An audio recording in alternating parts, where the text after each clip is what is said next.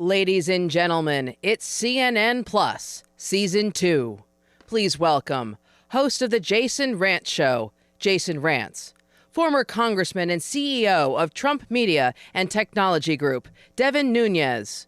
Editor-in-Chief of Florida's Voice, Brandon Leslie.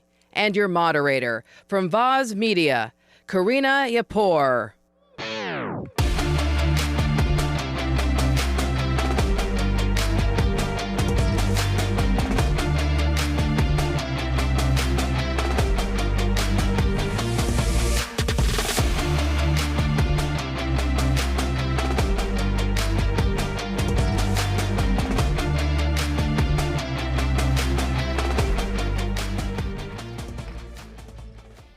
Hello, everyone. Good morning. It's an honor to be here today at CPAC, Texas, presiding this panel with such remarkable guests. Today, we'll be talking about an issue that might be bigger than you think. But before we begin, I would like to ask our audience how many of you guys feel that what you see on the news is not objective? Let me see. Well, yeah, I believe most of us identify with that, and that's why we're here today. So as we know, destroying free press has been a strategic move taken by the left. Newspapers, radios, broadcasters, and internet media have been spreading liberal disinformation and propaganda by using distorted coverage, half-truths, denial, and other means. So let's get to it. And let me start with you, Jason. Yeah, you. You'll be the first. So today, we're all suffering a spike in gas and food prices, as well as an increase in the cost of living. Inflation is the worst it's the worst it's ever been, and all of a sudden, all of this is Putin's fault, or at least that's what the government and most media say. What do you think is actually causing this crisis, and why is the media not talking about it? Well, the media is not talking about it because they generally push forward policies and politicians who are responsible for all the problems that we're currently experiencing. I think when they generally take ownership when things go right, and they love it. The media loves to say, I told you so, but when, of course, they're wrong, they will retreat, they won't talk about it, they will not be honest about it. And I think that's why, for the most part, across the board, you're seeing less interest in traditional or legacy media, less trust in it, and that's a shame, because obviously that's where I work, right? I would like everyone to be able to trust me and listen to me and hear my analysis. The difference is I provide analysis that's clearly editorial and not necessarily just the news, and I don't merge the two, and except now everyone seems to be doing that. So you don't necessarily know if you're getting analysis or you're getting the news, which is, I think, how folks like CNN, over at CNN and MSNBC want it to be. Of course. And speaking about the way some media handles information, Brendan, you resigned from your job as a news reporter because of the way producers handle information. Tell us about that turning point when you decided to walk away from your job security and embrace the challenge of starting a new media outlet from scratch. What is Brendan thinking through that process? Yeah, so I worked for a CBS affiliate in Florida, and right off the bat, I was doing county politics, and where I was based, we had a really good Republican board of commissioners, and every single day, it was, how can we make this a controversy? How can we turn this story against the commissioners? How can we make this clickbait, essentially? And they spent millions in studies to show that this is what is going to get us clicks and ratings and make us money. They don't actually care about the truth. And then the other thing that I'm sure that you know, Karina, in your time in TV, what they do, all the local stations, and Jason, Dev, I'm sure you're pretty aware of this, is they just pull from CNN. They just pull stories from CNN, the producers, and they just throw it into their newscasts, and they don't check it. They just say, oh, it's CNN, it's good. And then that's on your local airwaves. It's crazy. Yeah, it turns out they're wrong. Yeah. Yeah, actually, we all work with the CNN news source. Yep. That's the problem, pretty much. Mr. Nunes, I would like to touch on a topic you are very familiar with. For years, the media cultivated false accusations against former President Trump regarding the so-called Russian collusion. Today, we know that everything was made up. Can you elaborate on the impact of such accusations and the role the media played in spreading them? Yeah, I think just to add what Brandon was talking about there, just so you understand, it wasn't just that CNN and the locals were pulling from CNN. You have to go farther up the food chain, and a lot of these stories are propagated by professionals who then feed them to people at the highest levels of our government. and it pushes it all the way down to the local level. And so they're essentially propaganda operations. And once you understand that, it's a lot more liberating. So, a lot of people ask, how did I deal with it? Well, once I knew at the beginning of the Russia hoax that people were in on this, I just cut them off. Like, I'm probably the only politician in history to cut off the entire news media unless you weren't fake, right? So, and I continue that to today. I don't talk to fake news organizations. And at Truth Social, as the CEO, we've had a few fake news organizations, actually almost every day we get slandered or defamed, and we have to just respond through lawyers. And I think that's the only way we can treat them, and ultimately, the only way this is going to get fixed is by, number one, people joining true free speech platforms like Truth Social, but also at the same time, it's going to take the courts, it's going to take people bringing cases where you are defamed and having the law enforced. It's not legal in this country to slander people. So, that's what, that I've been working on that for a very, very long time, and I think there's a lot of brave people that are trying to do that, to hold the news media accountable, because we really do we understand the left in this country. We know the damages that they will do, but one of the things we need for a successful democratic republic is you have to have a free and open media that is not working for one party. And that's really what we have. 95% of the media are basically working for one party. I mean, it'd be no different than what you see in Russia or you see in China today, where they're taking the information directly from the propaganda machine. But then even worse than that, it's run through a funnel to everybody's phone, and it's poisoning America. And Devin, it is important for people to make their voices heard in places where not everyone thinks the same. So what is Truth Social doing to attract people that aren't necessarily conservatives? And also, if their content does not align with conservative values, will they be censored? Yeah, so what we're doing at Truth Social is we don't censor for political purposes. And I think also a key point is that when our timeline, we're not using an algorithm. So if you post something at 7 in the morning, and Jason posts something at 7:05, you're going to see it in that order. And I think that's really an important key. And that's the way, by the way, that how Facebook and Twitter started. So the key for us is to obviously continue to not censor for political purposes, but we also want a family-friendly atmosphere. So if you're putting up pornography, it's just not allowed on our platform, right? And especially if it's illegal pornography. If you do excessive foul language, that sort of thing, that's stuff that we don't want to see. The way I look at this is, if you can see it on your average television set, that's what we want you to see on Truth Social. Great, thank you. So let's talk about the crisis some cities are facing right now. Jason, defunding the police was a movement strongly publicized by some elected officials and media outlets. This led to the weakening of several police departments across the nation. What role did the media play, and do you believe they are to blame for the aftermath? I mean, I don't think they're to blame for the aftermath. I think they're to blame for publicizing uncritically the voices that wanted to defund the police without explaining the consequences that would occur. I mean, it turns out, and I know this is going to be shocking breaking news, when you defund police and you don't have enough cops out there, bad guys take advantage. And they tend to commit more and more crimes. And you look at Seattle, for example, we're seeing a huge surge of violent crime.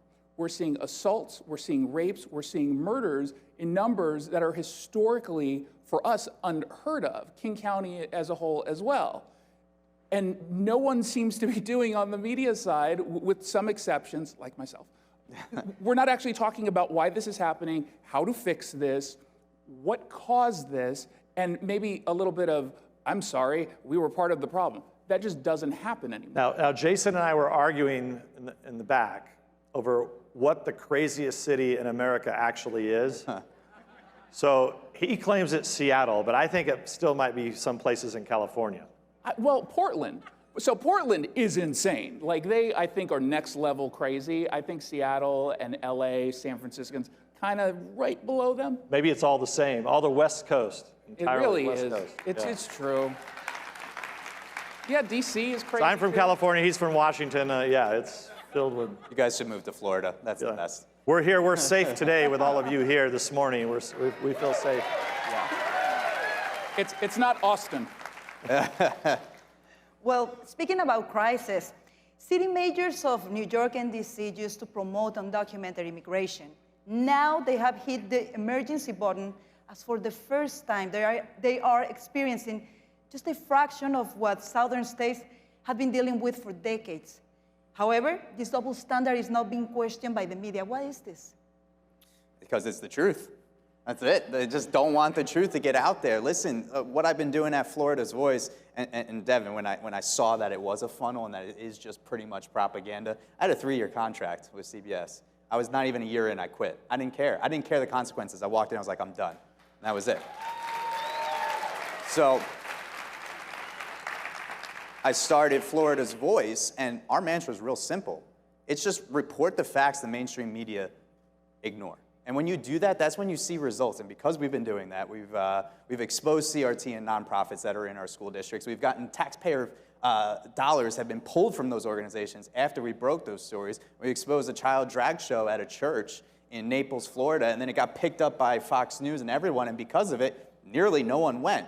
And when you simply do that, ask the questions that lead to the truth, that's when you see real results. And that's just what we're doing. We're not pundits, we're not editorialists, we're literally just reporters, and we need more of that. You should call yourself mainstream media. I'm trying to. The idea that we call out mainstream media, to me, always kind of bugs me, because I am mainstream media. I'm on a mainstream television network. I'm on a mainstream radio station. I write for a mainstream website. We can define what mainstream media is, and we shouldn't allow left-wing outlets and fringe voices define what that is. Well, hey, Important. according to President Brandon, the word definition is fluid. It changes. So we're redefining words. Let's redefine mainstream. And that's actually my next question for Mr. Nunes. Recently, we have seen an extreme shift in the way information is delivered by both people in power as well as in the media. Magically, a woman is no longer a woman. A recession is no longer a recession. And I could go on and on. Why is there such a strong push towards changing the meaning of fundamental terms, and how can we fight back? Well, look, it all goes back to what I was saying earlier. It's all about propaganda. And so when you have a successful propaganda machine, you can control the masses of people until the propaganda leads to bad policies that don't work. So no matter how many press conferences they do, no matter how much of I prefer to call the fake news instead of the mainstream media, but they can fill people's heads and poison their minds by taking all that news, funneling it into your phone until you go in California and pay $6.50 for gasoline, or until you go into stores and they're short of supplies, or you go into, nearly everywhere I've been across America, and including in Florida, we spend a lot of time in Florida. Truth Social's headquartered in Florida. We actually call Good choice. Sarasota is now the free speech capital of the world. It's the home of both Truth Social and of Rumble. Yep. And we chose that specifically, because we looked at all kinds of different states. Obviously, President Trump has an affinity for Florida because he has properties there and golf courses there. But we thought that Florida would be the best place specifically because it's one of the few places where you have a long history now of good governance there, right? And thankfully, this is, imagine what would have happened in Florida if DeSantis wouldn't have won, right? If President Trump, he got involved in that primary, he got involved in that election, and it was really Republicans working together there for what? 20 years now, I think, Yep. And you see the difference. When you go to Florida, you just see the absolute difference.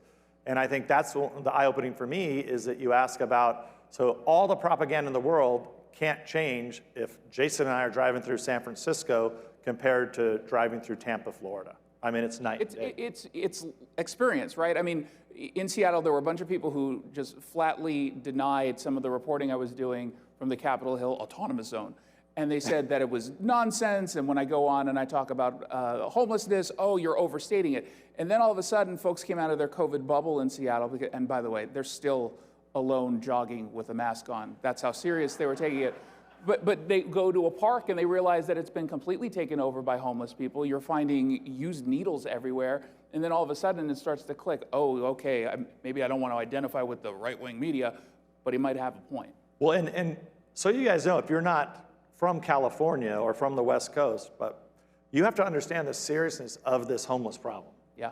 Okay, it's not just, you guys all see this on in San Francisco, LA, the big cities, but even in my part of California, they're everywhere, in even small towns, small communities. And what started 5 or 6 years ago as 1 or 2 people being across the street from my house, the church said, oh, we're a church, we want to help people, which I understand that. Well, 2 turned to 22, 22 turned to 200, and now even in my home city, there's hundreds and hundreds of homeless walking around everywhere. It turns out when you have a fentanyl issue that it could actually lead to homelessness. And so maybe we shouldn't be decriminalizing drugs in Washington State, in California, and elsewhere.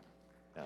Well, Jason, to our earlier point, we really do need to redefine what mainstream media is, because if we get a media that starts asking these questions, we're seeing it in Florida all the time. When we ask the real questions, I'm sure you see it, and it gets publicity and it puts the pressure on these politicians, that's when you see things starting to change. Mm-hmm. And you know what? I've been keeping a keen eye on Texas. I think you guys need more real journalism. Do you guys think we need more real journalism in Texas? Yes. I'm flirting with the idea of starting Texas's Voice because there's so much more that can be done. I think I should come to Texas. But there's so much more that can be done. It's just stories that are not being told. Brendan, it's election year, a very important one. And as we know, the liberal media has an aggressive agenda. How should conservative media counterback? Just tell you, they have to. So I'm really big at being the bigger person. I hate when we see people go out there and they're just trying to, like when they claim the conservative media and kind of berate the other side, just ask them simple questions. Ask them the simple questions. Hey, do you think it's appropriate for children to go to a drag show? Do you think it's appropriate that we should have our youth getting double mastectomies and being completely dismembered for gender-affirming care? Ask them those simple questions when you put it in the truth way, and they can't answer that. So I think that's going to turn a lot of voters to the other side when you just expose the truth with simple questions. And get voters to ask those questions. Yeah. Because I'm not going to be able to book some of the Democrats who are in office because they know I might ask those kinds of questions. We have some Democrats who come on, and I'm grateful for it, but there are a lot who definitely won't. And so that's kind of on you guys. Yep. When you go to town halls, when you engage with various candidates, ask these questions.